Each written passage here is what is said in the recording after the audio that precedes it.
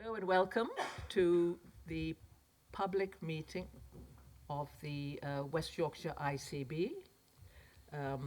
Welcome observers online. Let's get the meeting.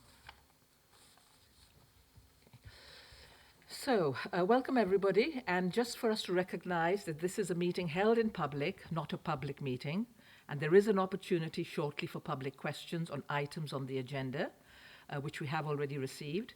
And please can we ask you not to take any filming or photos during the meeting due to the need to respect the privacy of those who are here watching. We do live stream on our website and share photos via our social media should you wish to view these, and we also ensure that all the necessary consents are in place to do this. So I'll just go around the table and have introductions of our board members. So I'm Nader Mirza, your acting chair, and on my left I have... Hello, my name's Rob Webster, I'm the Chief Executive. Hi everyone, Ian Holmes, Director of Strategy and Partnerships and Deputy Chief Executive. Hello everybody, Jonathan Webb, I'm the Director of Finance and Deputy Chief Executive. Afternoon all, I'm Lanshu Chatterjee, non-exec member to the board. Good afternoon, Beverly Geary, Director of Nursing. Hello, I'm Richard Vautry. I'm the member for Primary Medical Services. Hello everybody, Kim Shuttler, I'm the representative for the VCSE. Hello, I'm Robin Tadnam, I'm the place lead for Calderdale and Chief Executive of Calderdale Council. Hello everyone, I'm Victoria Eaton, I'm Director of Public Health for Leeds and here on behalf of all 5 Directors of Public Health across West Yorkshire. Hello everyone, my name's Tim Riley, I'm the place lead for the City of Leeds.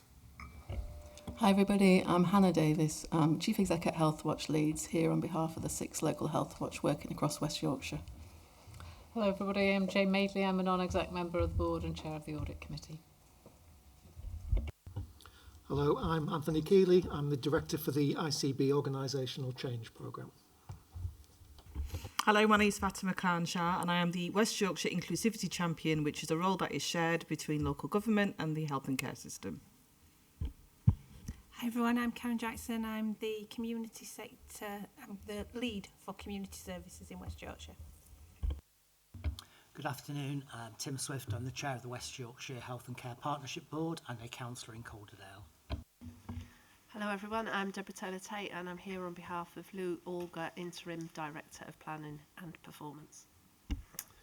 Hello everyone, my name is Shaukat Ali Khan and I'm the Chief Digital and Information Officer for the West Yorkshire ICB. Good afternoon, I'm Therese Patton, Place Lead for Bradford District and Craven Place and Chief Executive of Bradford District Care Trust.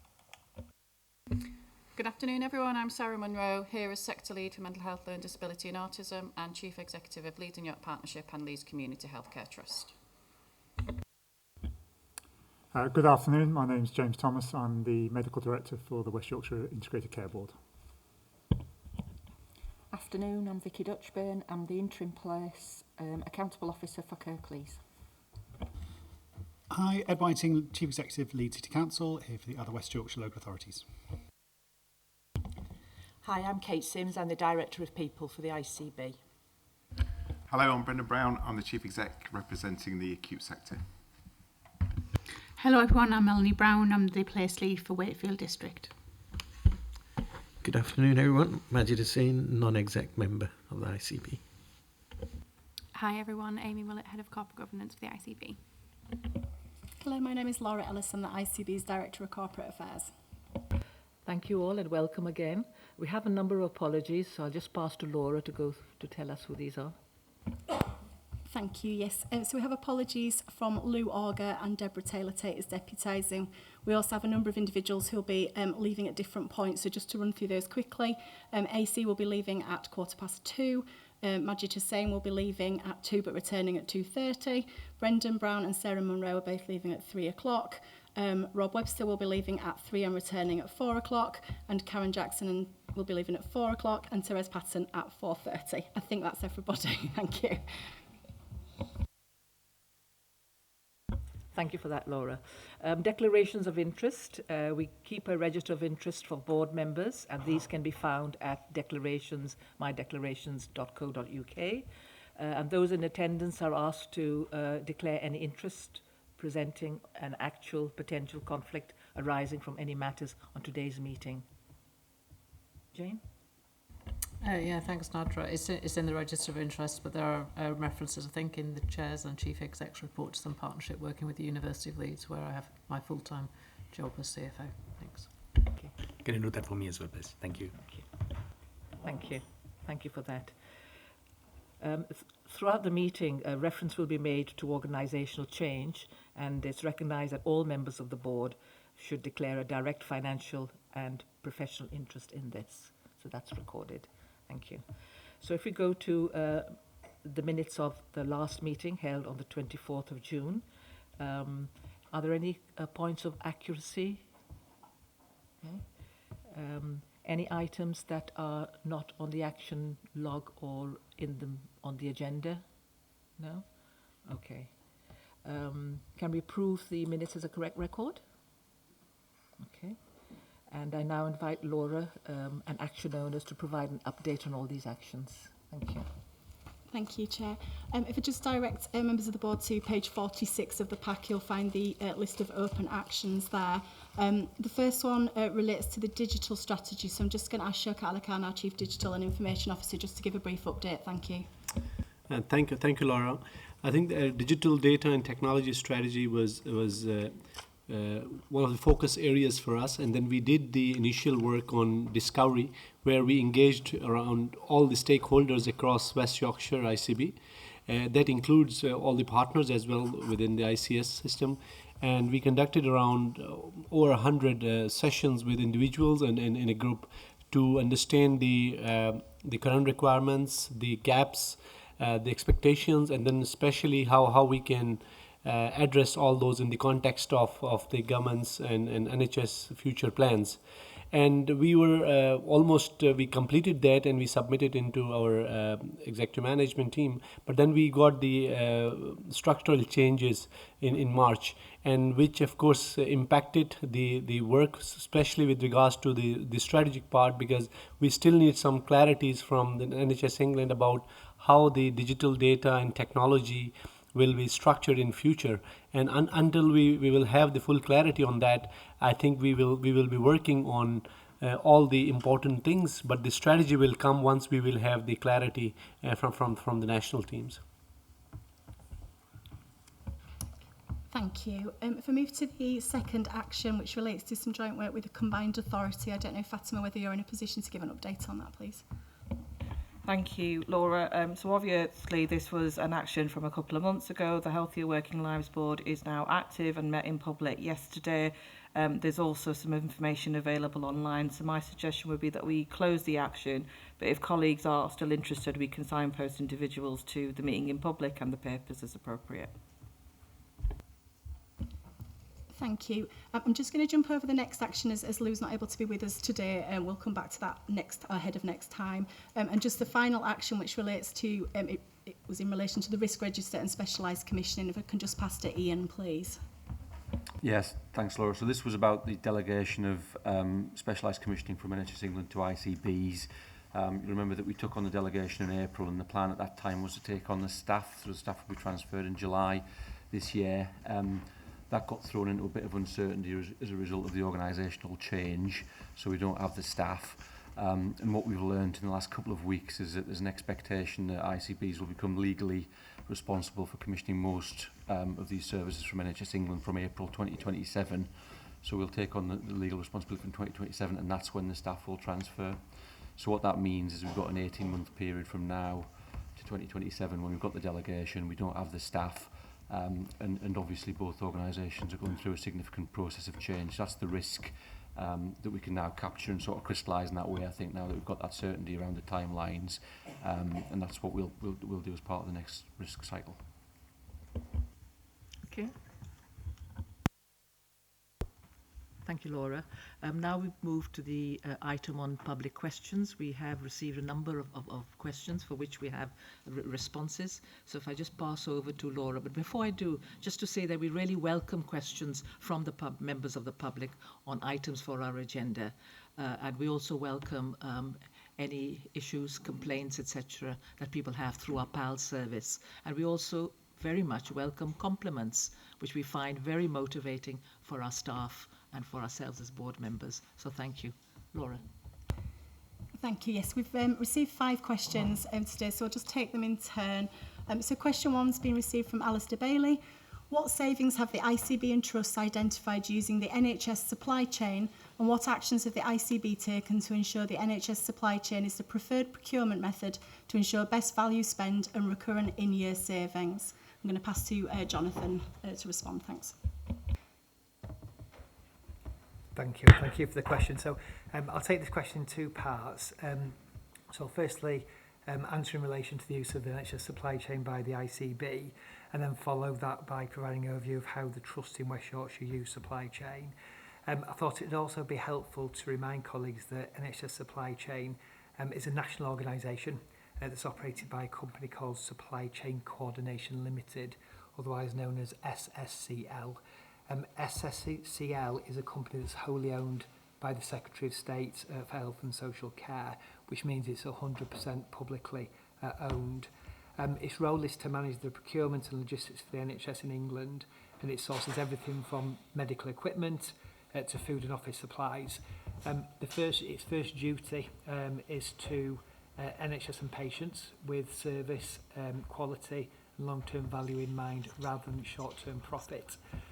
What it does allow is centralised buying power, which means better discounts, and it does mean the NHS can negotiate better prices than individual trusts buying alone. And it also can often help to have a single supply chain to standardise products, which can help in relation to safety and training. So in terms of the ICB, our core role is to commission and contract for healthcare services. And as such, there are very few instances where we directly use NHS supply chain, because the requirement for medical consumables, devices, etc. are covered within our contracts that we hold with NHS providers, as opposed to directly with providers. So not a material for us directly. In terms of trusts, though, it is a very different story. So all trusts in West Yorkshire work closely with NHS supply chain on identifying what savings opportunities there might be. That happens across West Yorkshire. It happens on specific areas of work across West Yorkshire, and it also happens at individual trust level. Those savings are tracked to make sure that where we use NHS supply chain, we are getting best value for money. And for the first quarter of this year, around about £1.6 million worth of savings were delivered in the first quarter, with a further 1.6 identified and being worked up.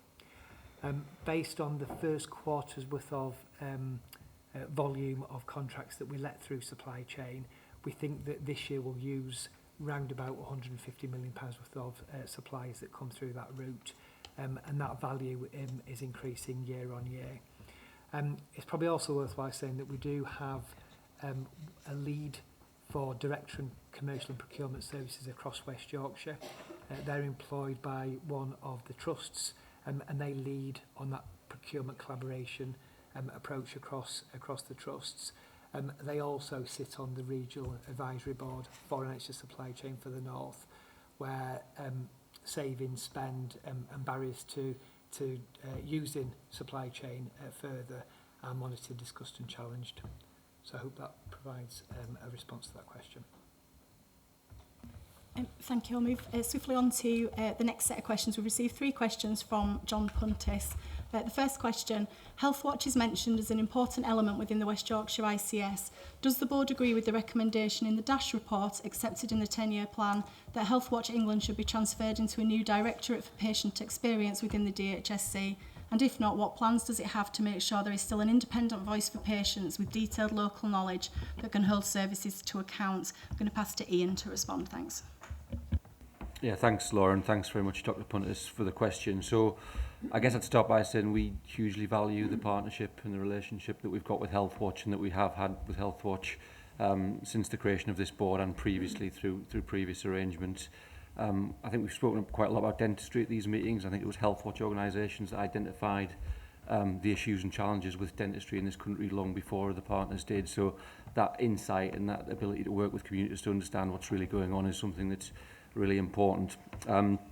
You know, I think over the years we've worked hard to ensure that all of our work's informed by people's experience of services, people's insight into how services could be made better, and we remain committed to working in that way as we move on through the next evolution of ICBs towards a more strategic commissioning organisation.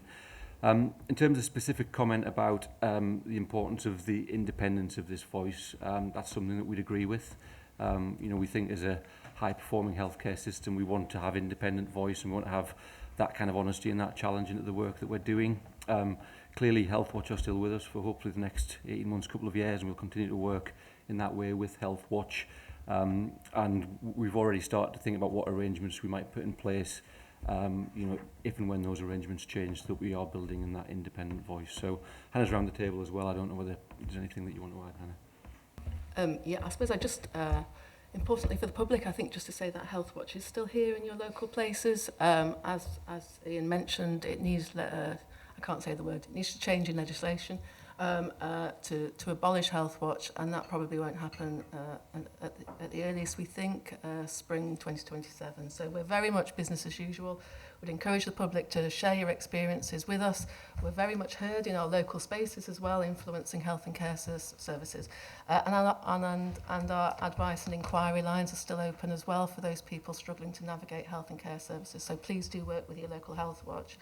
I suppose just to echo what you said, Ian, I think the relationship that we've had with yourselves has just been has been brilliant. You've asked us to speak truth to power. And I think that's totally the role that we've played, and we would agree it's an important feature of a robust health and care system.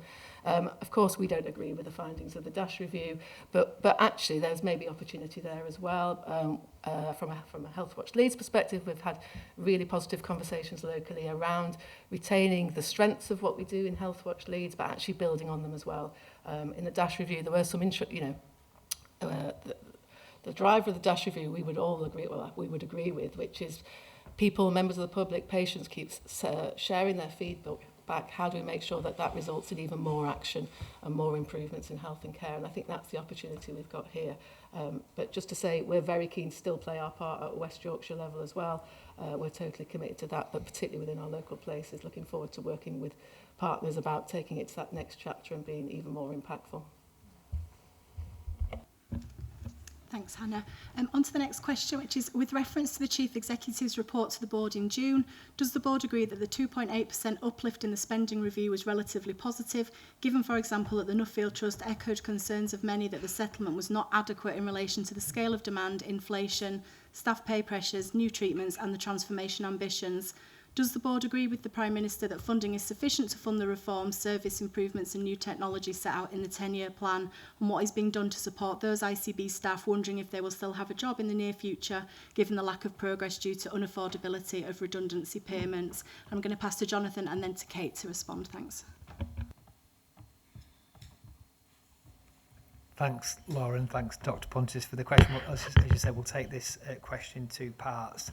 The first thing to say is you're right to point out that the 2.8% uplift, which was referenced in the last Chief Exec's report, was described as relatively positive in the context of recent spending reviews. And I think that description reflects the fact that compared with some expectations and the settlement for other government departments, that uplift was welcome and provides a measure of stability for planning purposes. However, as you note, there are some commentators, including Nuffield Trust and others in the sector, that have said that that settlement doesn't really match the scale of pressure which we face as the NHS and part of the wider care system.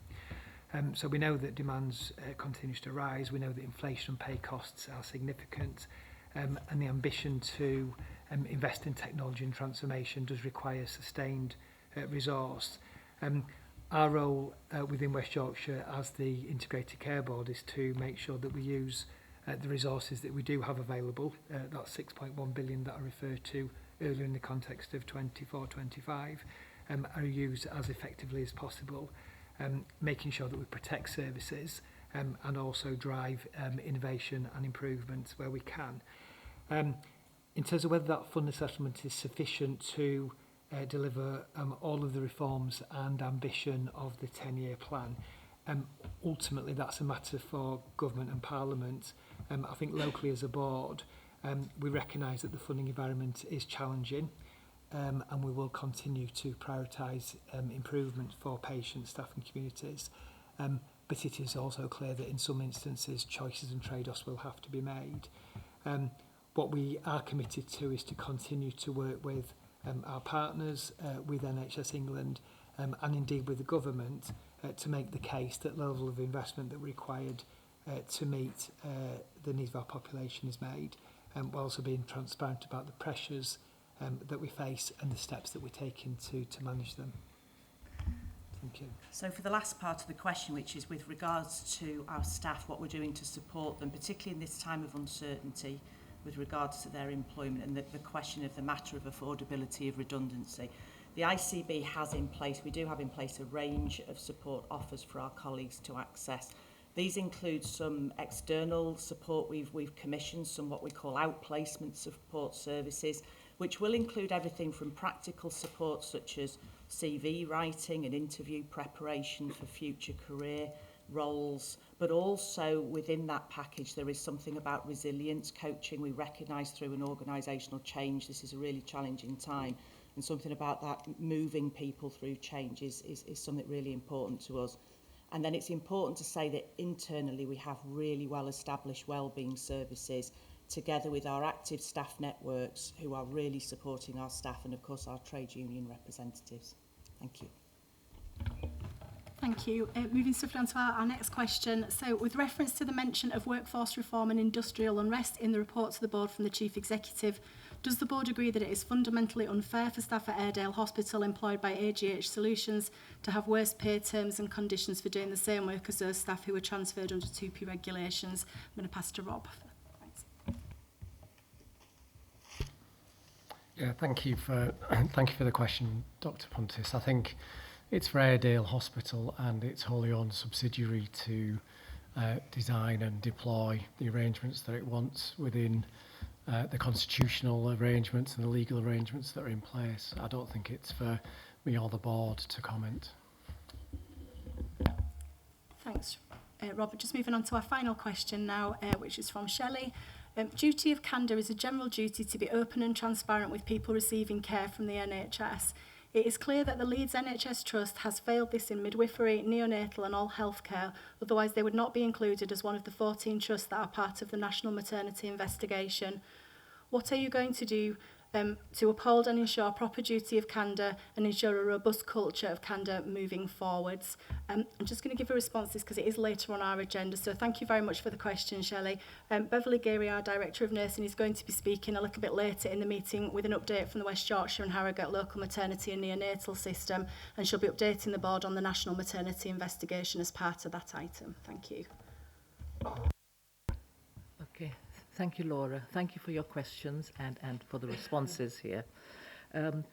Just to sort of reiterate, individuals are always welcome to contact us at the ICB, and there is more further information on our website on how to do this, particularly around public inquiries, and also the opportunity to submit freedom of information requests or seek assistance through our complaints and PAL service, as I mentioned earlier. Thank you all for that. We now move on to the next item, which is the Board Assurance Framework. Laura. Thank you. Yes. So the Board Assurance Framework, or BAF as we more commonly refer to it, provides the board with a mechanism for the effective and focused management of the principal risks that we face to meeting our objectives as an organisation. This quarter, the focus has been on reviewing the place-level assurances. There is a summary of all the changes that have been made within the report. And there's been a really significant focus on how organisational change has affected our risks. You should see some of that narrative come through the AAA reports that are later on the agenda, detailing some of those discussions that happened at our 5 place committees. We've also mapped the today's agenda against the BAF, which helps us to be able to demonstrate how our work is focusing on those key risks and helps to make sure that we've got our risk appetite in our mind as we're working through today's discussions.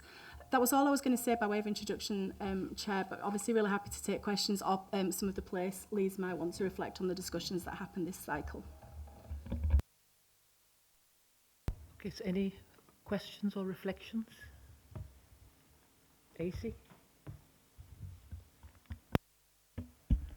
Thanks, Laura. Thanks, Nadira. I have a question and an observation. I think it's linked to our standing risk 2199 around cybersecurity, and in the wake of what's happening with sort of the Heathrow incident, I was reflecting on our assurance gaps as it stands. I think because we know that it's a standing critical risk. With the ongoing sort of organizational changes and what you mentioned, Shaukat, in terms of your update to the digital strategy waiting for NHSE, it will be keen to get some assurance that within this transitional phase, we are not losing sight of our business continuity plans and our resilience around a cyber incident, because it will bring it down to our knees, specifically around ransomware and so forth. So it will be useful to see how we are working with region and providers, ensuring that at West Yorkshire we have robust plans around mitigating some of those challenges.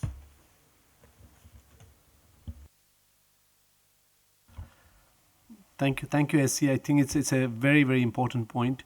And as I mentioned, that all the important areas we are working, and cybersecurity is of course the top of the agenda. So we are working with our national colleagues, our NHS England, where we are getting a lot of central services. At the same time, we have come up with cybersecurity framework also for West Yorkshire ICB, and this is in collaboration with all the partners across the West Yorkshire ICS, and then we are implementing a lot of those recommendations based on our recent assessment on cybersecurity. So this is an agenda where we are continuously working in close collaboration with our regional colleagues and our national colleagues as well, and also we are engaged with partners as well to strengthen. Thank you. I think in the update, in the assurance gap, there is lack of assurance of NHSE in relation to core GP clinical systems and oversight of GP business continuity plans. So it will be useful to see specific updates on that one, if that's fine. Thank you. Okay, thank you. Are there any? Oh, Jane.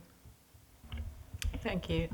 So it's really helpful to see the updates from the places in terms of the risk assessments this time around. When I look at it's page 58 in the pack, where we see the heat map in terms of the place risk assessments and the overall ICB position, bearing in mind the conversations that we will have no doubt today about organisational change. We're acutely aware of the funding pressures which are evident in terms of increased risk assessments on this heat map, but we also see increases in terms of risk scoring against 2.1, which is the risk in our ability to collectively recruit and retain staff across health and care, impacting on the quality and safety of services.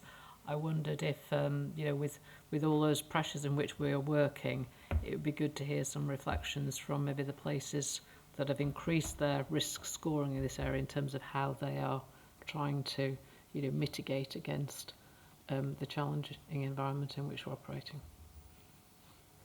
Any place? Therese? Yeah, so it is a concern as the organisational change timescale goes on.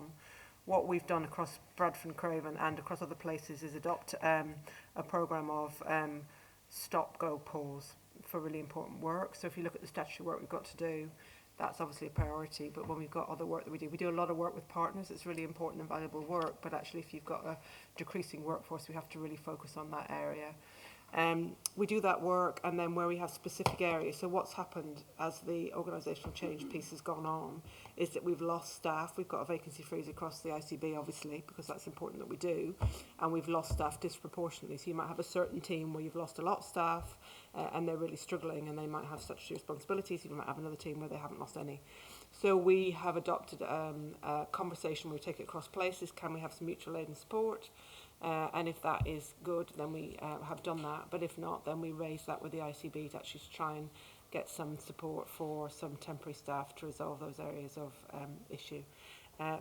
It's worked so far, but it is difficult and challenging, and the longer this goes on, the more difficult it is for staff. But I think what's important in terms of the risk mitigation is that we keep a watchful eye on it. We review it weekly in Bradford District and Craven. I know other places do the same. Thank you, Therese. It's really helpful to hear how Place is working in partnership with trusts and others within that. Thank you. Vicky? Okay.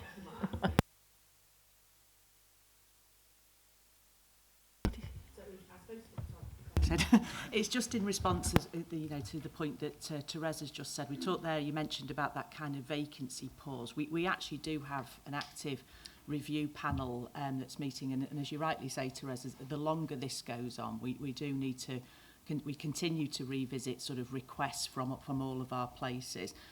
A number of us are on the future design group, and we constantly are looking at things like the reprioritisation of all of our priorities. So there is something about the length of time, but I just wanted to clarify that there isn't a full vacancy freeze. It's just a review of absolutely everything, as you'd expect, Jane. But people are still open to submit things to the panel. Thank you. Any other questions from place? No? Okay. So we've had a quick review of the updated board assurance framework here, and I think there will be some mention in the place AAA reports later on about some of these risks. And we just want to ensure that the framework is referenced and used throughout our discussions this afternoon, with a particular focus on the risk appetite to inform decisions. So thank you for that. I now go into the next item, which is my chair's report. So I have a brief report here that hopefully you've all read. I've highlighted some of the activities and initiatives and work that I've been involved with, but just also to mention that a lot of my time has been taken up with meeting people around the board, in our place, and voluntary and other organisations as well. And also, because we're in a time of change within our organisation, I've also been meeting with the regional office, especially the regional director and other members of NHSE, etc. Found these very useful, particularly meeting with other chief executives and chairs in particular. I'm just coming to the body of my report. Okay, just a minute. What do we do?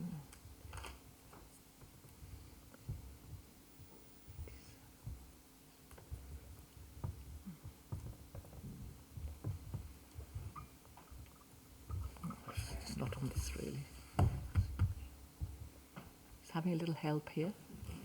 IT has never been my strong point, so shocker than AC, forgive me for this. Okay. So, of course, we just had the annual general meeting, which was brief but covered a lot of the relevant and important items, such as receiving the annual report, the accounts, and really big thank you to everybody who brought those papers together, and particularly our audit committee at the ICB for their oversight here. We had a board development day where a few months ago, where we've initiated discussions around organisational change, and we'll be having another one on the 14th of October, where we will continue and get into more detail about these discussions, particularly around the future ICB composition, and that's really of relevance to our board here. We've recently had an Integrated Care Partnerships quarterly meeting. There is more information about that on our website as well, and the next one is scheduled to take place on the 18th of November.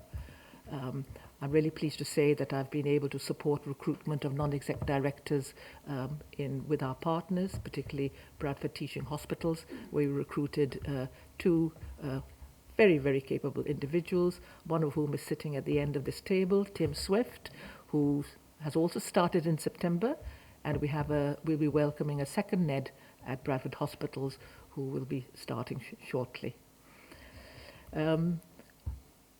Early on in the AGM, the Healthy Working Life Board was mentioned by Rob, and I think Rob is going to say a little bit more about that later on. I have to say that this is a very, very welcome and important, appropriate and timely initiative for West Yorkshire. and really sort of honoured and pleased to have been invited to be a member of that board. We met yesterday and received a report of the work to date, and there was a call for us as an ICB to be open to providing job opportunities, particularly for people who are part of the Healthy Working Life project and campaigns, the essence of which is to make sure that 1,500 people who are not in work at the moment because of ill health and poor health have those access and opportunities to finding appropriate long-term and sustainable work. So, and this has been funded by the Department for Work and Pensions. So we're really pleased to be, as a system, part of that, and hoping that as a system we really make a dent in this issue.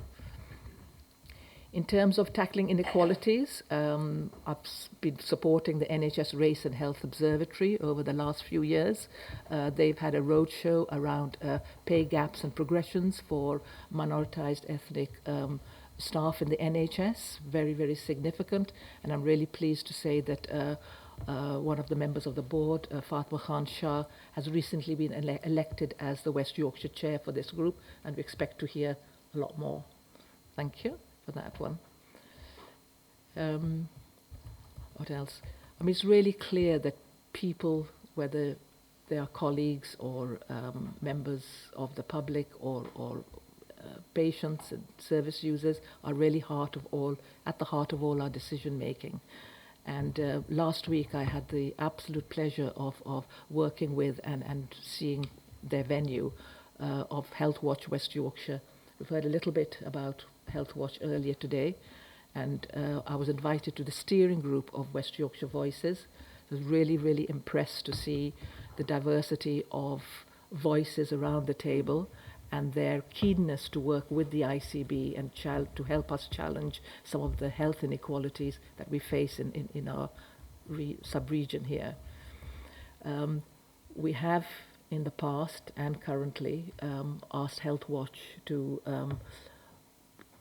convene and find voices of people who are experiencing health issues, but experiencing our services, and to give us that feedback. And they've been doing that very effectively. And we know that Health Watch may well be being disestablished next spring or later than that, but are here to work with us. They have steering group's voice has agreed that they will work with us to transfer that part of the service into the ICB, and have committed to working with us. So really, really pleased to hear that, so that we can collectively be bigger and better and hear more of those voices. My personal passion is around the intersection between health and education. I don't think we can achieve one without the other. And therefore my continuing work with Born in Bradford and attempts to bring it to the ICB have made sure that I'm involved a lot more with some of the sub-projects, one of which is becoming a trustee for the Education Alliance for Life Chances, which is really trying to make sure that no child slips through the net who is currently in school but has health issues. And what we're trying to do on this particular board is to bring together agencies from health into schools.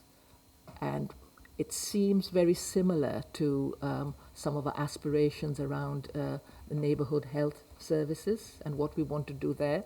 So we are arranging a visit for members of the board and others who'd like to come and see some of these already established hubs in schools in West Yorkshire.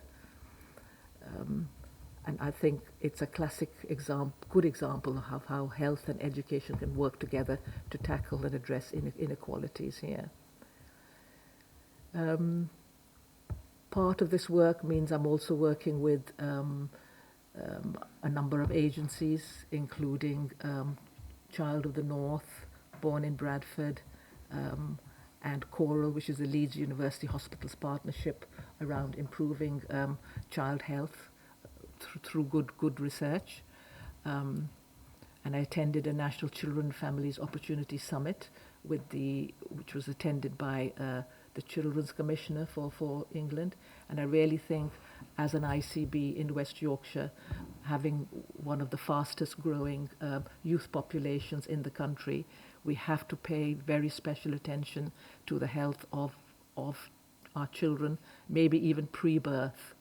We may hear a little bit about this later on. So this is an area of work that I shall continually bring to the ICB in a number of different ways. So far, those are the things I've been involved with. Any questions? Any comments? Anything you'd like to see more of, less of? Aaron. Thanks, Nadira. Again, very useful update and sharing your sort of thoughts and reflections on the ongoing challenges and opportunities. You mentioned citizen voice there a couple of times, and I was reflecting on the last 12 months in terms of the last iteration of the board, where we had focus on sessions around health inequalities, for example. Given that we are seeing this change coming through on representing citizen voice, would it be it's an open sort of suggestion to the executive colleagues as well, thinking about the next 3 board meetings, what could be focused on session look like, led by citizen voice, and how would we model that with the knowledge that Health Watch might not be in its current shape. So it will be useful for us to explore that. One of those sessions could be around the neighbourhood health pilots around, and how we're progressing at some point in the year. The other sessions are up to the board colleagues to think about. Okay. So I think it would be useful to do that. By citizens' voice, you mean the West Yorkshire voices that we have already established? Yes. Yep. I'll call Hannah in a minute, but there's a lot of potential for work to be done there, and also something we'll bring to the development board. But Hannah, if you'd like to comment. Yeah, I suppose just to say, as I mentioned earlier, we're not going anywhere for a while. So that sounded threatening, didn't it? and I mean it as a threat. So we're totally committed to ensuring that people's voices are part of the West Yorkshire structures, and particularly at local place as well.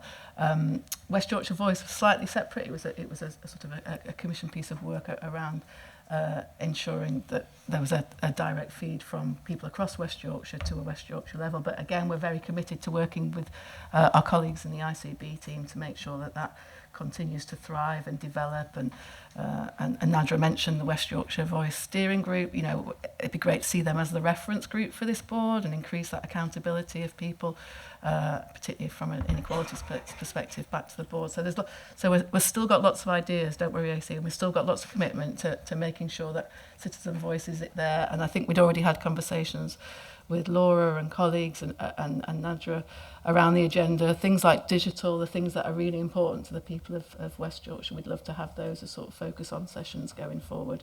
But we have got a meeting with ICB Insight colleagues at the end of the month to think about what that next chapter might look like.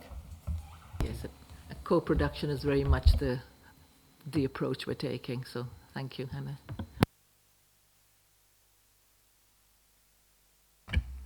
Thanks, Chair. So it's really good to hear that your involvement with Born in Bradford in terms of actively engaging with that. I just wanted to highlight to the board and to yourself in terms of we've now got the model and working across the whole of West Yorkshire in terms of the Born In. So we've got Born in Wakefield, Born in Cordell. So it's not just in Bradford, but actually there's a lot of learning that's happened there that we're utilising and embedding across our other places through our trusts there, and as you say, kind of links in with the integrated neighbourhood teams and as we develop that. So I just wanted to highlight that, and thank you for being involved with that. Oh, thank you. And Rob and I were in the same meeting with John Wright, who's the lead investigator for Born in Bradford, and I think we have thought of some active connections and partnerships and co-working that we could have. Watch this space. Fatima. It was just to build on Hannah's comments about the involvement framework for West Yorkshire and the opportunities that it brings.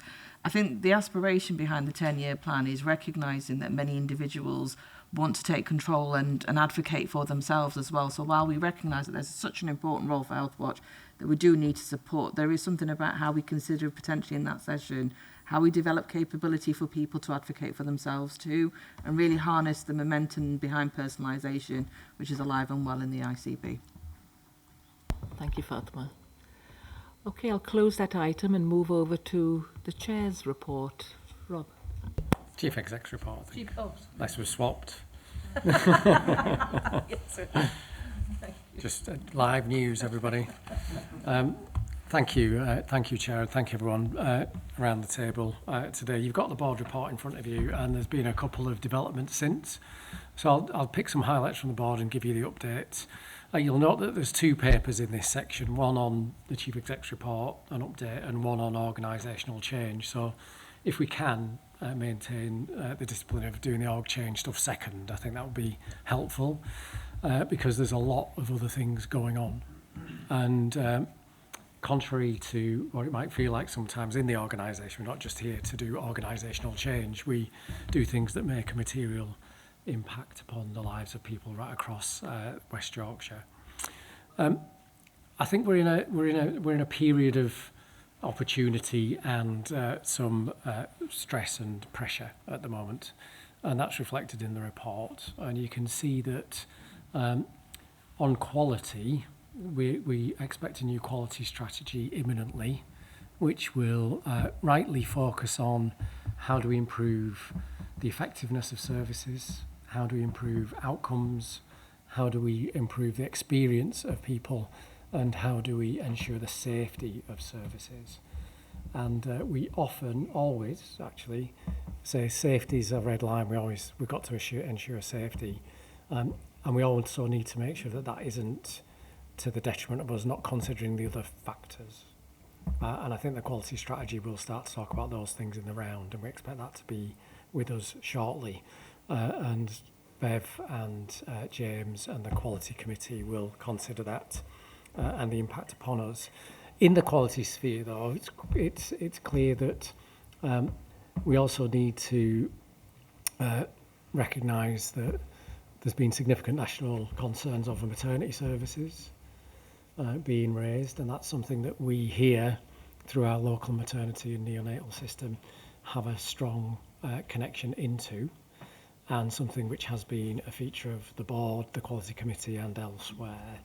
What's new is that, as trailed by the Secretary of State in the summer, there'll be a national review of maternity services. Initially it was expected to be 10 organisations was announced, and they've settled on 14, and 2 of those are in West Yorkshire. Now, I don't know, Bev, if you want to say anything at this point, and happy also for Brendan as Chief Exec of one of those organisations to give a comment if that's helpful. Thanks, Rob. So, so I think it was at the last board, that it was the day before, that it was announced by the Secretary of State, so that the National Inquiry, the National Maternity and Neonatal Investigation. The independent chair has been appointed, that is Baroness Amos, and the investigation includes 2 trusts in West Yorkshire. They are Bradford Royal Infirmary and Leeds Teaching Hospitals Trust. The terms of reference for the review was published on the 15th of September, and it's very much focused upon the families and their lived experience, which I know that the families welcome. There will be a call for evidence from families, from the public, and also there will be opportunities for people to talk about their experience in depth as part of that investigation. The initial work has already started. We're expecting some initial findings to be published in December of 2025, so not many weeks away, but then a full publication with recommendations in spring 2026. We are hopeful, that's the we in terms of the whole fraternity, NHS fraternity, I think, is that they will review all of the previous investigations back to 2015. This is explicit in the terms of reference, and we will have one set of criteria for maternity services, which I know that the people that deliver those services will welcome. Clearly, the board will be kept up to date on all of that. Thanks, Rob. Brendan, I don't know if you want to say anything at all. I'd not prepared you to say anything. No, I think Bev has described the process. All I would say at this point is that I think we should acknowledge that the families involved have expressed concern about the scope and the duration of the investigation. I think it's right that we acknowledge that, but I will say on behalf of Leeds that we will fully engage with the investigation. And clearly, if people have concerns around their experience either in Bradford or at Leeds, then to contact those two organisations so that we can speak to you about those concerns. Thank you. And I'm always reminded that, I myself particularly, that we're talking about people here, and we often look at numbers in the round, and we might look at trends, or we might consider whether things are within expectations or not. But every one of the families who've lost somebody or had a terrible experience, that will affect them for the rest of their lives, and it's their experience. So I'm really grateful for people coming forward, and I know that colleagues around the table always want to hear from people, want to hear authentic experience, so that we can address any issues that we can address and move forward. So I certainly, and I know that Bev and others do through the LMNS, fully support the work, and we'll do everything we can to make maternity services safer and a better experience for all women in West Yorkshire. One of our 10 big ambitions is to, reduce the number of stillbirths, to improve the different outcomes that are experienced by people from different ethnic backgrounds, and to ensure that services are better. So if it's with our strategic ambit, and it's an operational priority too. So I thought we should note that in the Chief Exec's report and the further development since I wrote it.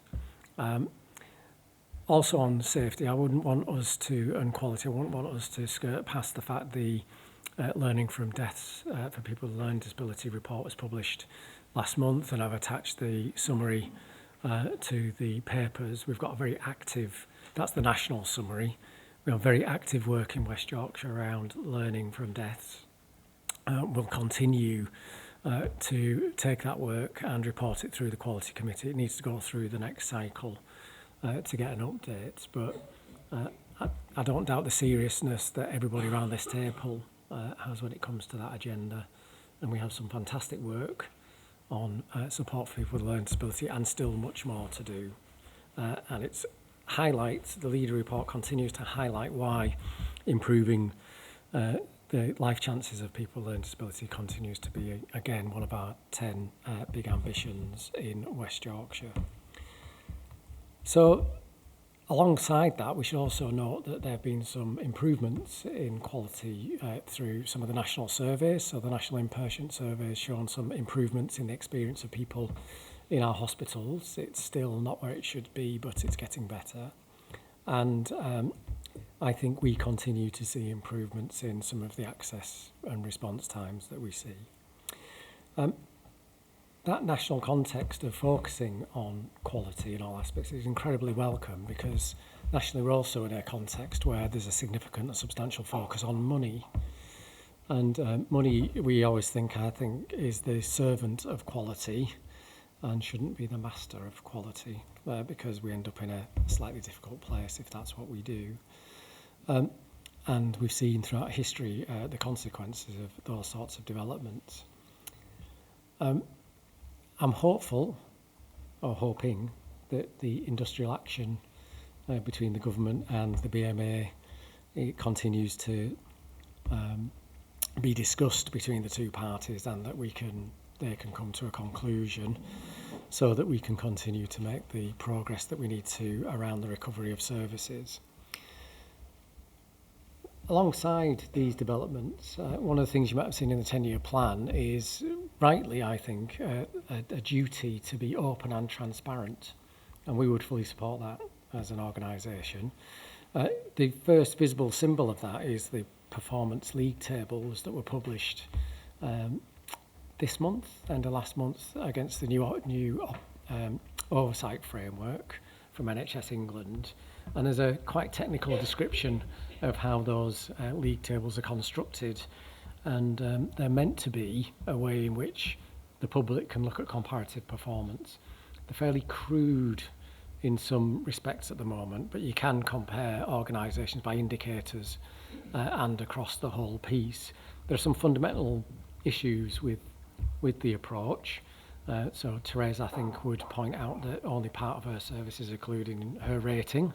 So although she provides community and mental health services, I think the mental health services are the ones that drive her rating, which doesn't feel a fully rounded view, and the same for Brendan's Caldell Huddersfield Foundation Trust, for example, which is a combined trust. But this sort of development is one which we will continue to see. And again, it provides a useful way of comparing organisations with some limitations, and shouldn't be the only thing that we look at. Because if we fall into a position of what gets measured gets managed, then we'll be in difficulty, because there are other things that aren't in those league tables, which we have just been discussing. The other thing I would say about this is it's going to be very dynamic. So this is a quarterly assessment which will change. It's about relative performance, and it's absolute. There is no subjective views taken into account when it comes to the final indicator. So I'll give you an example there. One of our trusts, £90,000 away from plan, can only be in the third sector of performance. It's already better than that again now because we've got more up-to-date data.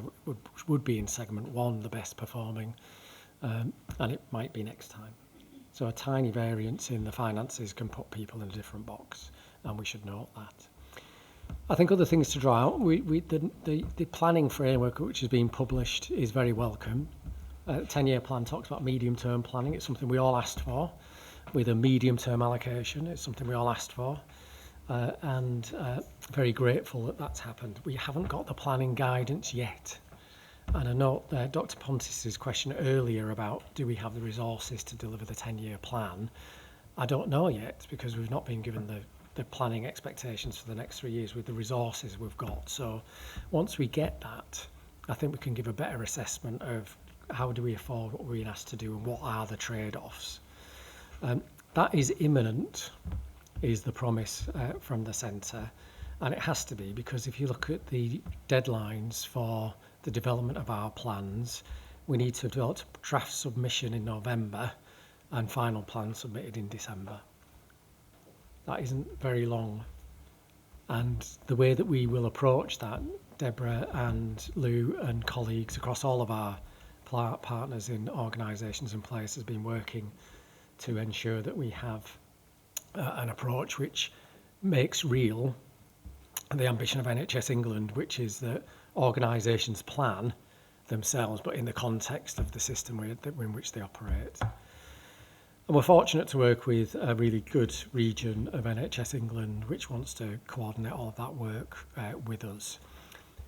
Alongside the planning guide framework that was published and the expectation of the planning guidance, we have received in the last week a letter from the Interim Chief Exec of NHS England setting out priorities for the rest of the year, and that reinforces the things we might anticipate, such as carrying on with elective recovery, making sure that A&E targets are met, planning for the winter, making sure that we keep on top of the money, looking after our people, and getting the planning right for the future.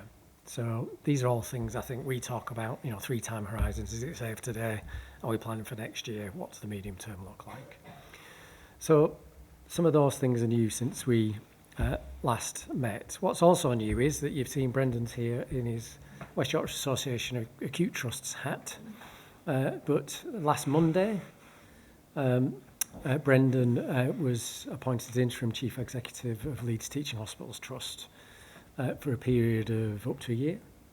And that's, I think, a mature response to ensuring that in transition whilst Leeds is appointing a new chief exec and has some turnover in its executive team, there's some stability. So having a West Yorkshire Association of Acute Trusts and a mature system that enables that to happen is a really positive thing, I would say. And thank you to Brendan. Thank you to Phil Wood for the 3 decades of service and the huge amount of improvement that we're seeing within Leeds during his tenure.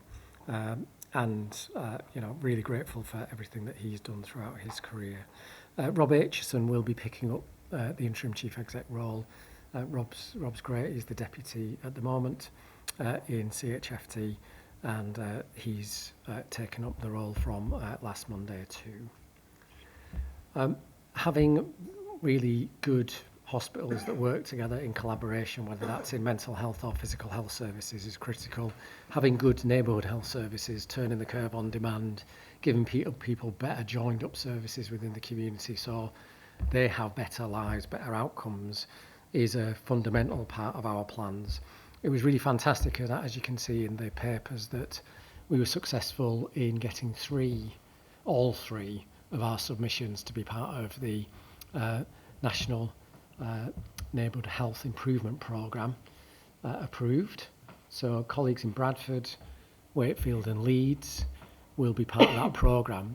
It's a large-scale improvement programme which will look at the how, not just the what, and colleagues around the table will be reminded that we made sure that we had money to support organisational development in integrated neighbourhood services, because that's what people on the ground asked for, because that's the hardest bit, alongside the incentives and other things. So it's really great to see that work and the energy and enthusiasm, and it's great as well that since I wrote the report, we've had formal confirmation that the combined authority will receive a second year of funding for the Healthy Working Life Board. And we talked yesterday about how that's prioritised collectively to help make the biggest difference possible to people out of work. Final thing I'll say is, AC asked Shalkat about, what we're doing around digital in the absence of a strategy. We're getting on with a substantial number of strategic levers that are going to help. One of them is making sure that we have digital literacy and ambition in West Yorkshire. And we've set off a series of distinguished speakers, lectures. The first was yesterday with Vint Cerf, the creator of the internet, which was a privilege to be part of, and shows that alongside the work on cyber, alongside the work on the AI Academy, alongside on working with providers on the infrastructure to deliver the future. We're really driving our ambitions on this because we have to, because it's part of the 3 shifts. We can talk about organisational change in a minute, but I hope that sort of gives some flavour to the paper and some updates too. Thank you very much, Rob. Any questions or observations for Rob? Fatima? There was so much in there, Rob. We haven't got time for me to ask all the questions I wanted to ask. But one thing I wanted to reflect on was the aspiration behind the quality strategy that we believe is forthcoming. I mean, I really hope that they take into consideration previous learning about the impact of, cultures within the workplace, discrimination from both staff and service users, and also the aspiration that actually equity can be a massive tool when it comes to improving quality outcomes. So that's the aspiration, and I hope that when it does come out that the Quality Committee will work and take some of the learning from the equity and fairness strategy in that space. The other thing I wanted to say was just to remind board members about the learning from the Donna-Kinney evaluation at the back end of last year, where there was specific reference to the review taking into consideration some of the learning from testimonials about maternity services and an aspiration for the VCSE voices and the team behind that work to support this maternity work. And just an offer really to continue to do so as it goes forward. I think one of the things we can't lose sight of, as you've alluded to, Rob and Chair, is the trauma that the families are experiencing. It takes great courage to speak truth to power. But I think Brendan summarised it beautifully when he mentioned the fact that there is a real concern about time and how long it will take to get a resolution because this family want closure. and also an aspiration for us, if we can, to support all communities to come forward and to trust the process, because there is a real mistrust of processes at the moment. I think the final sort of 2 points I wanted to make was the report that you mentioned about the learning from deaths. Rob, I mean, the infographic was very informative, but had some really worrying statistics, and it'd be helpful to sort of get a bit of assurance about how we're making a difference here and what more we could do in that space. And then the final comment I wanted to make was the reference you made to the letter from NHS England about looking after our people. And I know you're going to talk about the organisational change shortly, but I think it's really important to acknowledge that this hiatus and uncertainty is having a massive impact on people's lives in a very real way. We had testimonials from staff on our all-staff briefings about operations being potentially postponed, life-changing financial decisions that are on hold. This is really impacting people on a day-to-day basis, and I hope in the conversations we have, we remember that each number is a person with a family and responsibilities. And, you know, we need to do all we can to support them navigate this complexity and uncertainty. Thank you, Fatima. Thank you. Hannah, sorry. Hannah and then Martin. Yeah, just a couple of points. Really welcome the quality strategy focusing on experience. I think the maternity experience is a good example of why it's so important to listen and act on people's experiences. There's a couple of examples just within the Office at Healthwatch Leeds this week of people. One example was within A&E, which was not a positive experience for a colleague, and the consequence of that is that they don't want to go back to A&E, and they've got kidney stones, and they absolutely, you know, so the consequences of not listening to experience and not acting on experience will have consequences for us as the public in how we use health and care services.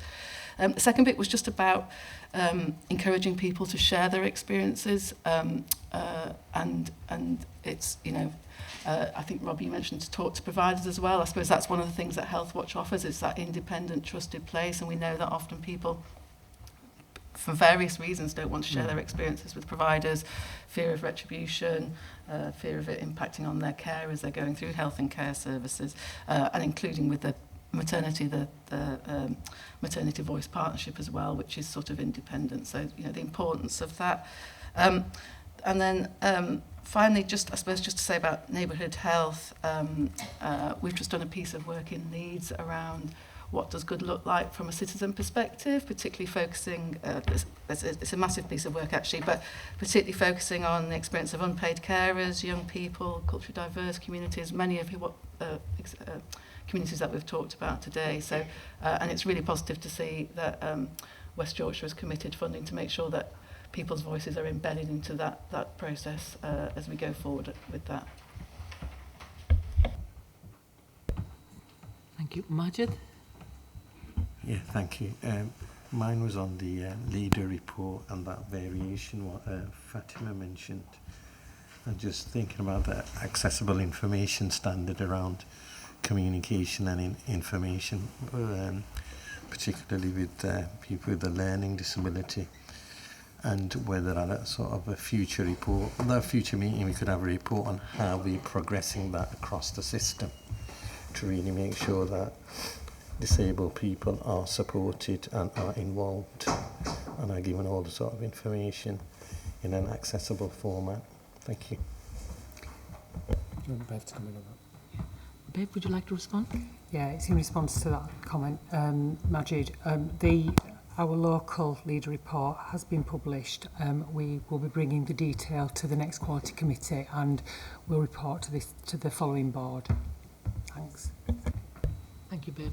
Jane, and then Hannah. Yeah, thanks. A couple of questions from the report. A bit back on the maternity investigation, the service investigations. I guess I'm assuming that with the coverage of that, there will be families who are potentially going to be using services across West Yorkshire who may be concerned by what they have read, and whether we are how we are keeping an eye on whether that is changing people's behaviours, managing where parents go through this period and how we engage in them. I'd be interested to hear a little bit about that.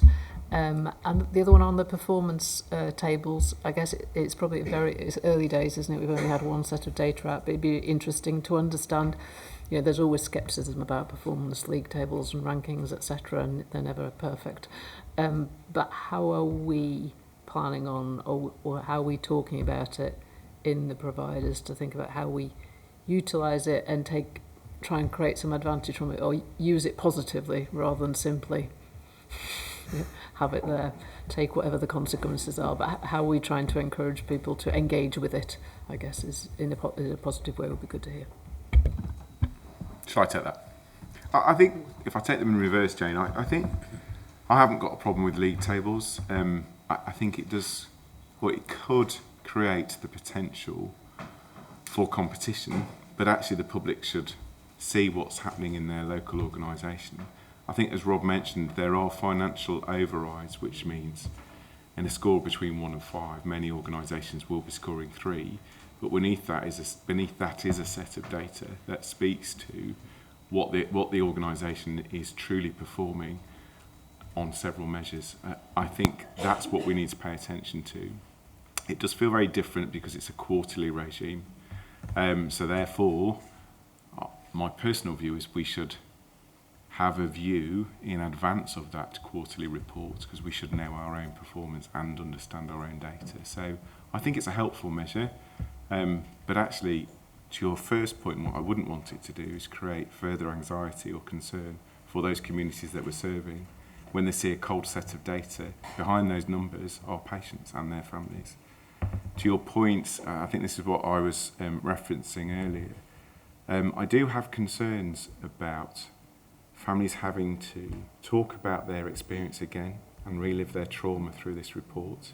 And I have concerns about families who will need to access maternity and paediatric services. And we need to work through how we assure them and about the services that they will receive, but also how we can truly respond to the experience that they've had. We could be better at that, so I can't give you a definitive answer. For my own organisation, I want to give them named access to a person to speak to rather than a generic email or contact number. But I am on day 7, so I haven't quite nailed that yet. But I share your concern, and I can't speak for the communities we serve and don't want to make an assumption about their level of anxiety, but it's something we need to pay attention to. Thank you, Brendan. Yeah? If I may add to what Brendan said, and the staff. So we've got some fabulous staff in the NHS, across the whole of the NHS. We've got amazing clinicians in maternity services across West Yorkshire, and the impact on staff as well is really significant. I want to offer some assurance to the board in terms of some of the work that's been undertaken in the 2 organisations that will be included in the national review of services. So Leeds Teaching Hospitals is in a quality improvement group. We are meeting tomorrow in Leeds. I have attended a number of quality improvement groups in my career. I have never known one with such a wide membership. So the national chief midwifery officer comes to that group. There is national scrutiny on that, and there is an improvement plan. We will be seeing that tomorrow. I know you're day 7, Brendan. We'll be asking some questions on probably day 8. So there is that. This is chaired by the region. And in addition, in Leeds Teaching Hospitals, they're being supported by the National Maternity Safety Support Programme. So the support is going in to improve services. I would hope there is a part on the agenda tomorrow about patient voices. There is also always an MVP voice on that meeting, who is incredibly powerful. So that is some of the work that is ongoing in Leeds, and I think that will possibly change direction.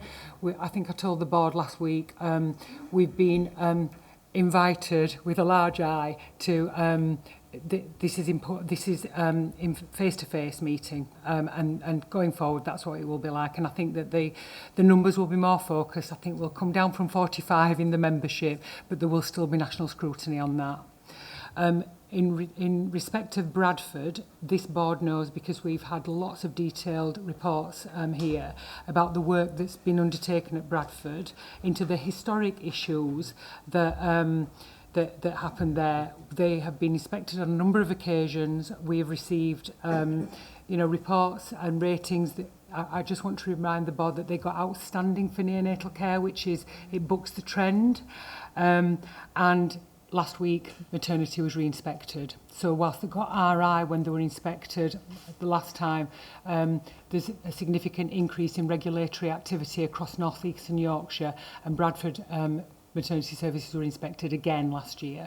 So I want to offer the board and the public some assurance that actually the scrutiny is not just at organisational level and regional, it's also national. Thank you. Thank you, Bev, and thank you, Brendan.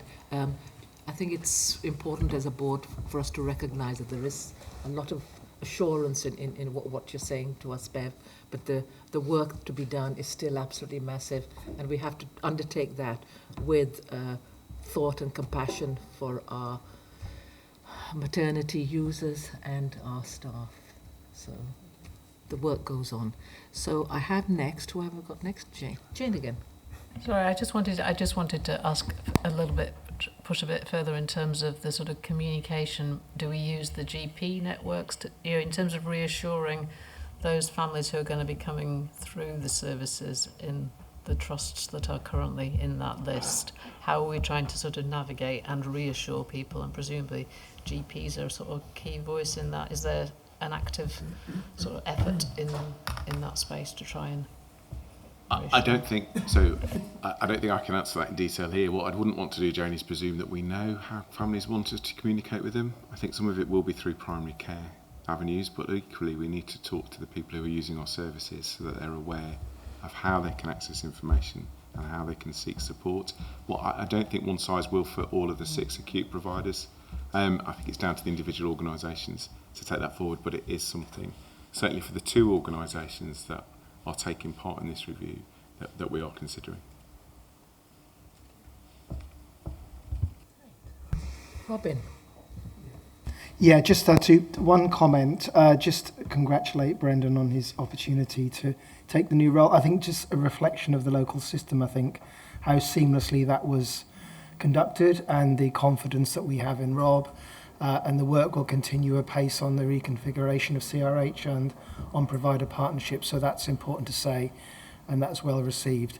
My other comment just about challenges, I suppose, is about as we enter into the winter period around vaccinations and evidence-based medicine. And I think not to underestimate the impact of whether it's international statements as much as national statements about that, and just the importance of that period of time for us and the importance of early intervention. We had a good discussion about health inequalities at our partnership board and recognising the variability of access to vaccinations and good medication and good evidence-based medicine feels quite important, and perhaps to restate things that we maybe didn't anticipate we would have to state, but feel that important to state right now. Thanks. Okay, thank you very much. Final word, James. Just to, I suppose, echo what Robin said in terms of the immediacy of that, both in terms of our campaigns, but also in terms of all age vaccinations going forward there. So I think through our health protection function, in which Victoria, who sits next to myself, co-chair our health protection board across the system there, is an area that we are continually looking at revising and learning from previous experience of how we kind of work within our communities, and been some great examples of working with our communities across all our places, not just in terms of responses to outbreaks, but also in terms of further promoting kind of vaccinations, and we'll be looking at that. But I absolutely agree with you, Robin. Thank you. Okay, we have an item of on winter planning on the agenda later on. So, Rob, thank you very much indeed. We look forward to the next update. It's quite real time, isn't it? So, next point is organisational change, and that's for you as well. Okay, we've put it off for as long as we can. We're now at the organisational change part of the agenda. The first thing to say is that the changes in the system affect everybody. And for the last 6 months, I guess a lot of the focus has been on ICBs, but if you were paying attention to what was going on in the other bits of the system, you'll have noticed that the changes actually impact upon everybody in the system. And I think to the point about how are we looking after our staff, just to reassure the board, and many of you have been to the briefings, that we have a continuous conversation with staff. There's a formal weekly update, there's a fortnightly face-to-face briefing. That includes, we get 700 or 800 people at that, face-to-face online, obviously. And at least half of the time, the 90 minutes is open to questions from staff. It gives us an ability to share everything that we know, everything that's going on, and to sense check, what they need and what the latest questions are that staff are putting forward to us. When we think about the looking after our staff, one of the things we continually perpetuate is the notion of compassionate leadership. And you get your support from your team, and what we want to do is to try and get people to be confident and in control of what's going on as much as they can be, and to be informed about what's going on and not fall into having to go to wellbeing services, which are available, or to go into any of the other interventions that may be targeted at them, because we've got a context and a leadership and a culture that's compassionate. And I hope that we succeed in that as much as we can. Certainly we receive unprompted feedback from many people in the organisation thanking us for the candour and the continuity of the conversation, even if the message is difficult. So I just want to give the board that assurance. In terms of the 4 levels of changes, you'll have seen nationally that some of the appointments to the National Department of Health and NHS England roles have been made. In the region, you'll see in the report that the model region has now been published. And it's really helpful to see that. Kate spoke earlier about a helpful meeting with the region about what does the interface then look like between the region and ourselves. It makes a material difference. We've said we can't progress properly until we understand what the model region's doing, because the ICB blueprint said that the region would be looking at strategic workforce, strategic digital, and performance oversight. But there wasn't a model region to point to which elements, and that providers would be looking at operational workforce items, for example, some of the operational digital issues, etc. So the model region is a really helpful document in that it talks about some of those areas. It doesn't have a capacity measure on it. There's no equivalent to our £19 per head, and there are no structures, and there are a couple of bits where, just as there was with the model ICB, NHS England are saying we'll have to come back to that one. And that's particularly for us around workforce training and education, which is a substantial part of the future for everybody going forward. What the region have offered is to work with us over the coming months to make sure that we've got that work right. And we're fortunate, as I've said already, to have a really good history of co-working with the regional teams. And I know AC's gone, but he's got particular interest in this. Shaukat and his colleagues in the other ICBs in North East Yorkshire and Humber and the regional team have been looking at, on the digital agenda, where are the issues and gaps that we think in the emerging model that we're going to have to cover during transition. So the model region's out.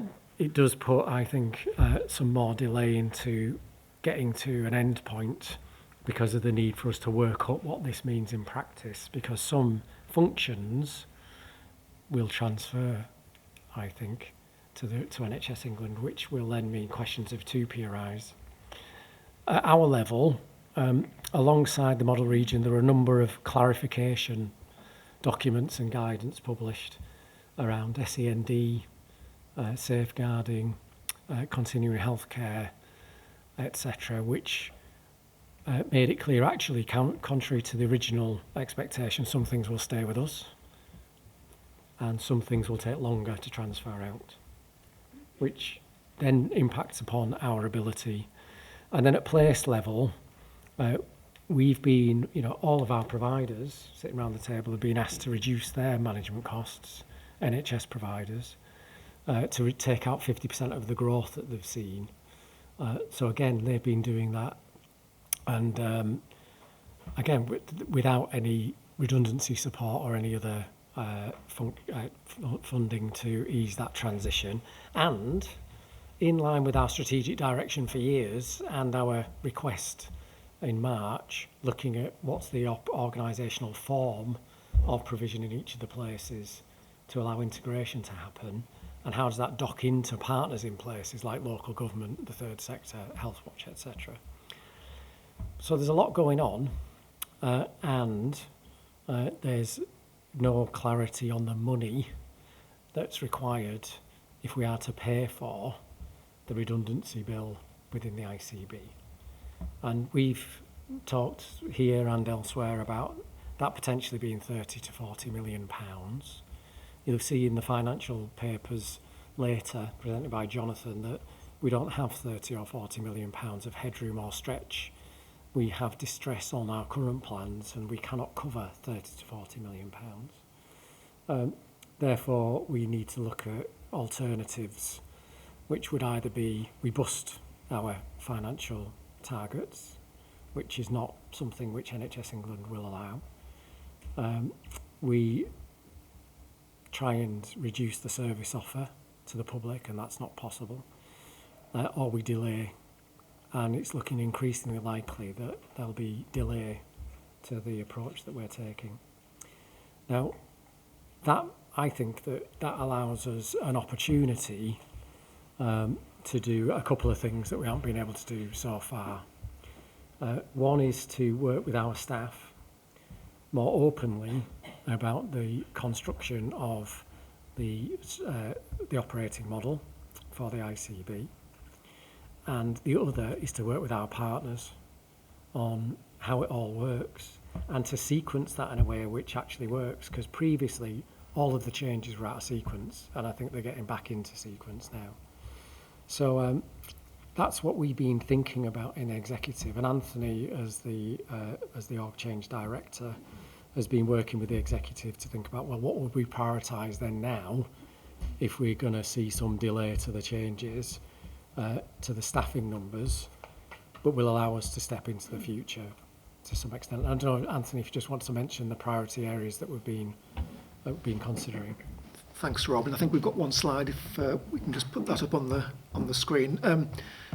And members of the board have already seen this in a private discussion earlier, but I think for the benefit of members of the public and colleagues watching the board meeting, we thought it'd be useful just to briefly summarise the work we are doing while we're waiting for that clarity on the funding of the changes and what that will mean for the timetable we're working to.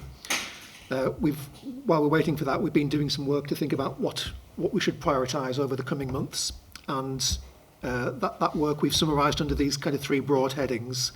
One is around work to develop the future operating model for the ICB and the wider health and care partnership. So there'll be a number of pieces of work we'll be doing around that operating model, and that will involve, for example, doing some work to make sure we've got the right business intelligence and data analytical arrangements in place to support things like the new approach to contracting and how we develop new and more sophisticated approaches to contracting in the context of working in provider partnerships and also commissioning services at scale across West Yorkshire as well. So we'll be doing some detailed work in areas like that. We'll be doing some work to assess the readiness of our place provider partnerships to take on further responsibility and accountability for the funding that's available to them and the services that they'll be looking to develop and improve.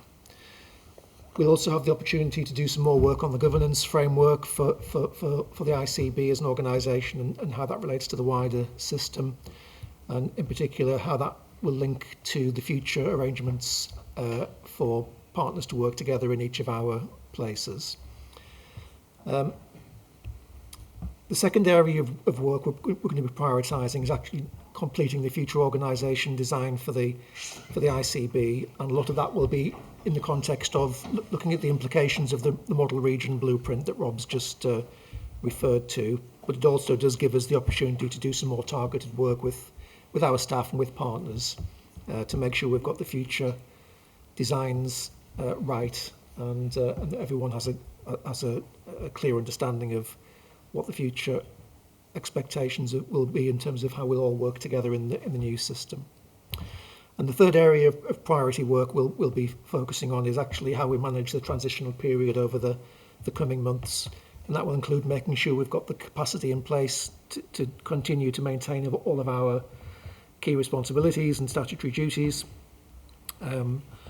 We'll also take the opportunity to consult with staff on future arrangements for how we respond to emergencies through having staff on call to respond to incidents and emergencies. And we'll also be looking at discussing the future estates requirements of the organisation with staff. And then finally, we'll continue to refine the timetable and the process for consultation and selection into the future organisational structures and designs. So just a flavour there of what we'll be focusing on in the next, we're saying 6 to 9 months. This is obviously fluid in terms of waiting for clarity on national timetables, timescales for change, but I think that gives us a clear focus of work to do to keep the momentum going through this change process. Thank you. Okay, so I think what the board should be aware of is the fact that there are some delays to the HR processes and the staffing reductions that we're likely to see in the coming months. We set off on a journey that would get us there by October. We submitted our plans at the end of May to deliver that October reduction.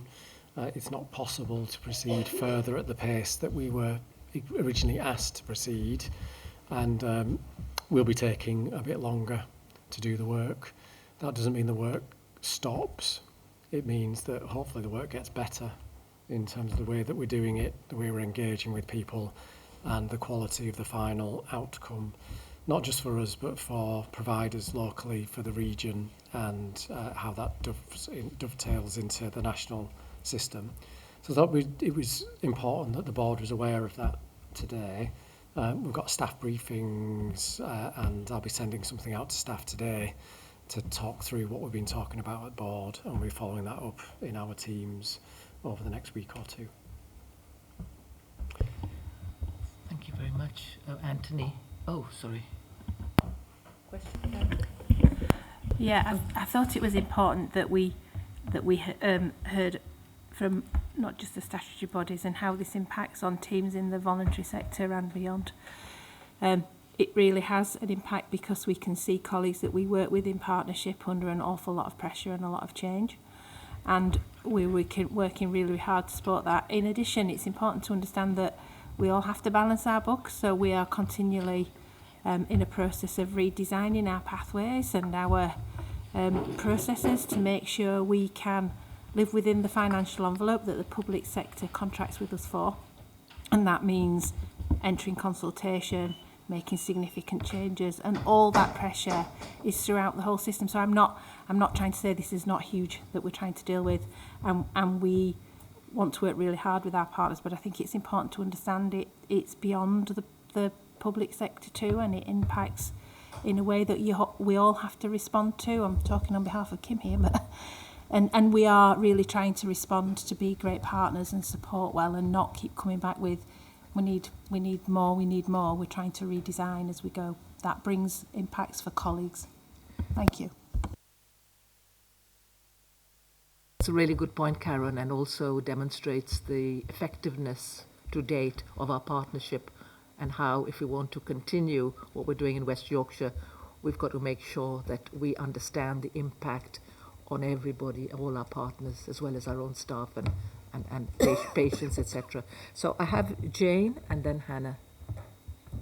Yeah, thank you. I was just one question in terms of clarification. Whilst obviously there are the delays and we don't have the clarity in terms of funding for the organisational change piece, is there a clear timescale by which the ICB should be adopting the new role of the ICB, or elements of it? And I guess it's kind of thinking, if that is coming sooner than we have clarity to deliver the change, would we have to consider adapting or moving some elements of the organisation into the new roles and managing the rest of it? It feels slightly fluid, but I think Ian can say more. Yeah. It feels slightly fluid. I think some things we're starting to get signals from NHS England that things are changing now. So if you look at the planning framework that came out, there's a much stronger emphasis around strategic commissioning intention. So some of that feels like it's progressing now. Other things will require statutory legislation to change. So some of the statutory functions that we have will only change when that happens, which is probably looking like it's 18 months away. So it is fluid. The other thing is that some of the information that we've previously received, for example, through the ICB blueprint, is now maybe less certain than it was at the time. So we're trying to adapt to that as well. So I think that's why Anthony's described the approach that we're taking through transition, which is deliberately agile, and I think some things do feel like they're changing now, but others will be subject to a longer process through strategy change. Okay. Hannah? I suppose just to, I'm sure we're all speaking with ICB colleagues all the time, and Rob's reassurance around the excellent feedback mechanisms and the ability to staff have to hear the updates. But I think it's just sort of recognising it's very difficult for the West Yorkshire ICB here because of the poor national planning and the poor processes that national have that are delivering to local ICBs. So we raised this with Health Watch England a while ago, but I suppose just to put on record that's having there's little that the West Yorkshire ICB can do about that because of the national planning. And I suppose linked to that is that, and maybe I should have mentioned it in the risk element at the beginning, but it's just making sure around that impact on care and quality. ICB colleagues do key roles around quality assurance, around insight for equality impact assessments, around CHC, around safeguarding. Hopefully this transitional period will give more chance to make sure that there aren't gaps in that make sure that we have a keen focus on that.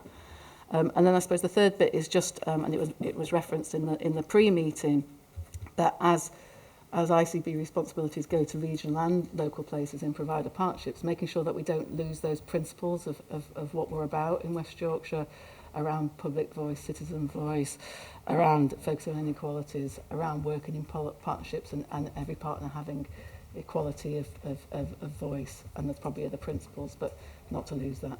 No, absolutely right. Thank you for that, Hannah. I have Majid and then Mel. Mel.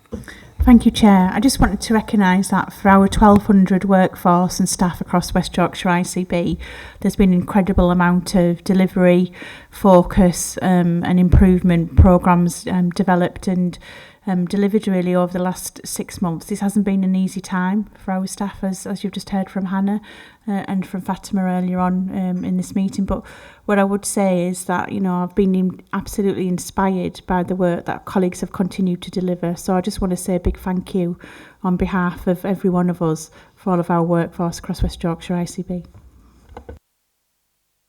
Thank you, Mel. Thank you. No, thanks, man. It's really important. We do recognise and thank other colleagues for their contribution.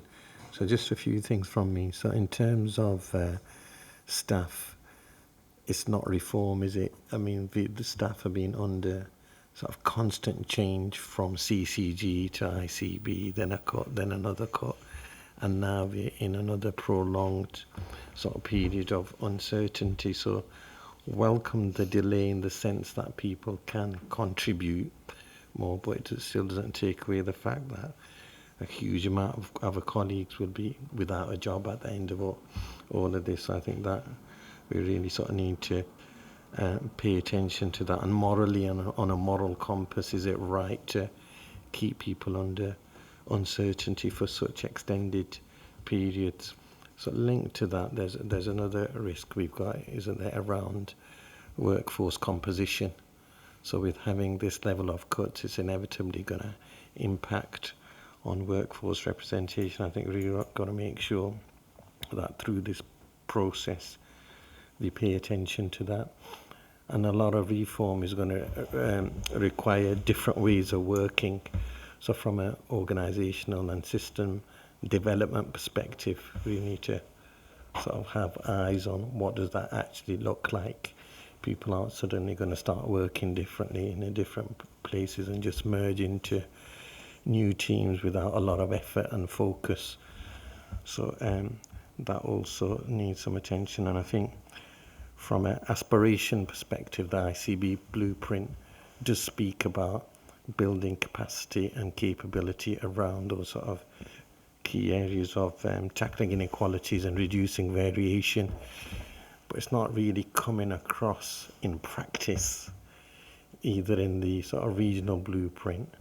So I think, and I appreciate we're at a very high level at the moment, but people notice these things, communities notice it, colleagues notice it, and appreciate the jigsaw pieces are coming together, but maybe a set of principles that as we navigate this journey, we're absolutely going to make sure that patient community voice remains central, that involved in co-production, identifying needs, gaps, etc. And also in terms of tackling inequalities, how are we actually going to do that in practice? Thank you. Thank you, Majid. I think the strong messages then, and you've said this a few times today, we need to have a set of West Yorkshire ICB principles embedded within our change process. And these have to include inequalities across the board. So that's a strong message. Now have finally Kim. I just wanted to pick up on Karen's comment to give a bit of assurance around the VCSE involvement. I've been on the board for 3 years now, and I've worked with the ICB in Bradford for a really long time. The reason why I joined West Yorkshire was because of its real drive and commitment around involving the VCSE in the partnership. The 10-year plan is light on the VCSE, which gives me and my colleagues concern. However, what I would say is we are not light on the VCSE in terms of our involvement and picking up where the risks potentially could sit in some of the organisational change and transition. So having very active conversations with colleagues both in places and in the West Yorkshire team about how we think that through in terms of scenarios, what that could mean for the sector, and we've got various things coming up on that, that because there could be some significant risks that add to the major challenges of sustainability for the sector. But I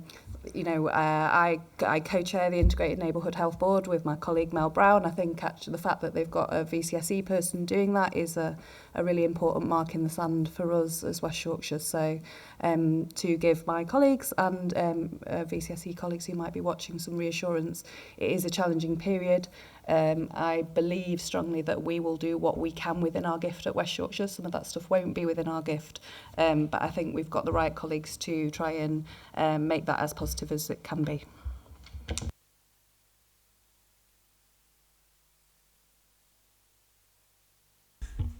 Thank you. I just wanted to briefly comment from a local authority perspective on this. I agree this is an incredibly challenging time across a number of sectors, and it's right that we're talking about that today. And from Leeds City Council point of view, we're grateful for the collaborative approach from the ICB leadership, and I hope that will continue through coming months. I think that extra time that Rob mentioned to really think about how we're working at place is going to be a really valuable opportunity.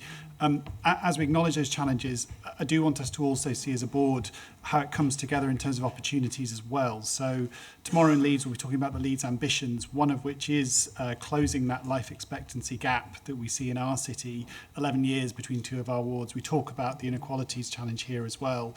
We want to bring the city together around closing that gap and improving the health and wellbeing across the city, working closely with the Health and Wellbeing Board, but also with a range of organisations, including the voluntary sector, in Leeds. And when you look across what we want to do as a city, the neighbourhood health ambitions, in Leeds we have the community health mission as well, which will bring in a particular perspective on working with children across those different statutory agencies.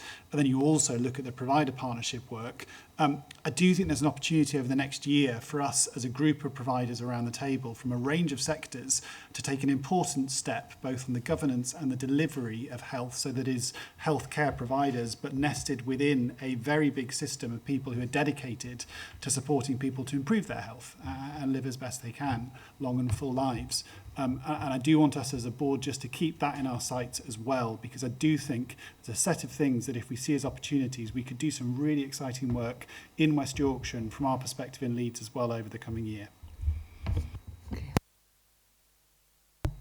Yeah, thank you very much, Ed. Some clear messages from this discussion and some very clear risks and opportunities. I'm going to have to ask Ian as for his final sort of closing comments. Yeah, thanks, Nadra. I mean, really helpful conversation as ever, really good set of comments. I guess that it is important that we're highlighting risks, I think. And I think the risks during transition have probably increased as a result of the delays we're talking about. You know, we've got a longer period of uncertainty, and working with staff and supporting staff during that period of uncertainty, I think, is really important. I do think we've got an opportunity to get the end state better and the end state right, and actually that's it's managing the transition risk against the opportunity around trying to get to a better place in terms of the end state, I think is the position that we're in now.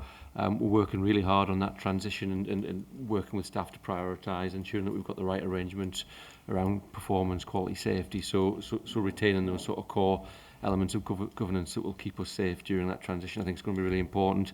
I think we've all spoken about what makes kind of West Yorkshire unique and different, and the relationships that we've got and the partnerships that we've got. Super important to retain that, you know, during the next period and into end state. And maybe finally, just to echo Mel's point, I mean, the teams are getting on with the job. They continue to do brilliant work. We've seen that through the integrated neighbourhood health pilots and pioneers, and you know, I think our job is to support them as much as we can and be clear in terms of the priorities that we've got for the next period, so that you know, they can get on with the job that they want to do. Thank you. Okay, thank you, Ian and Anthony and Rob for that. You'll be pleased to hear. We'll break for a cup of tea now and come back at 12:30. Or yep.